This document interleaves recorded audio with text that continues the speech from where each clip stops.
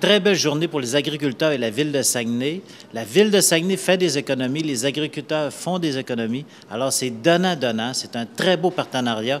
Très belle journée pour rencontrer nos agriculteurs à Ville de Saguenay. Il y a maintenant 20 ans que Saguenay a créé et mis en place son modèle de gestion de valorisation des biosolides municipaux.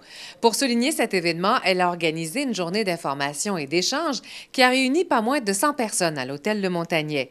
L'idée d'instaurer un tel programme a d'abord germé à la fin des années 80, devant la fermeture imminente du site d'enfouissement de la Terrière. À l'époque, on cherchait un lieu d'enfouissement et on se disait une des meilleures façons de régler le problème d'enfouissement, c'est d'éliminer à la source, d'envoyer moins de produits enfouis dans les sites. Alors, à ce moment-là, on s'est tourné vers des avenues.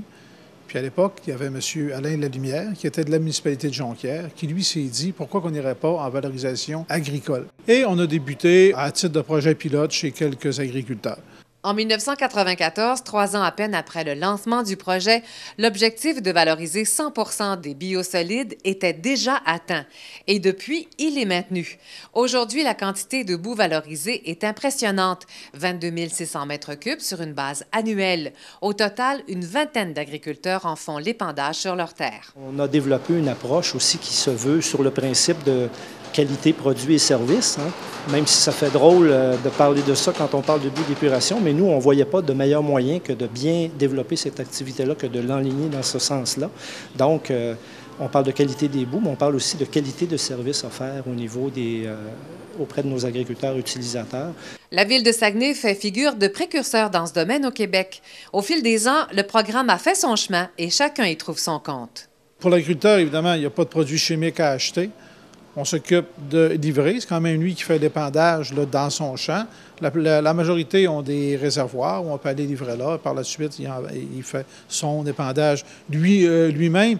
Et pour la municipalité, bien, il y a l'avantage de sauver de l'argent, mais c'est une activité qui est excessivement écologique aussi. Un agriculteur, entre autres, parmi notre clientèle, lorsqu'on est arrivé chez lui pour offrir les boues d'épuration, n'avait aucun fumier. Ce n'était pas un producteur animal, il faisait de la production céréale seulement.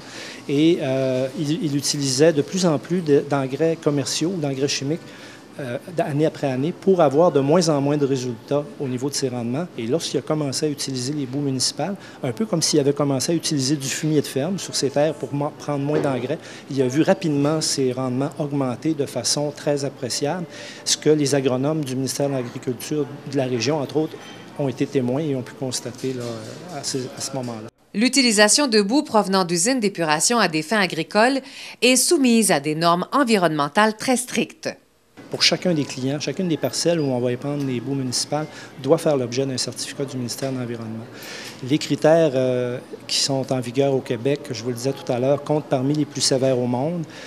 Ça tient compte des principaux éléments traces métalliques qui peuvent être présents dans les boues, de d'autres sortes de contaminants également et des pathogènes qu'on retrouve évidemment, étant donné la caractéristique de ces matières-là, coliformes, salmonelles entre autres, qui sont réglementés de façon très stricte. Et le respect de la qualité de ces critères-là au niveau de nos boues, plus la bonne pratique agronomique lorsqu'on les utilise au champ, ont été jusqu'à maintenant garants là, des bons résultats qu'on a connus. Pour la ville de Saguenay, ce programme s'inscrit parfaitement dans le concept de développement durable.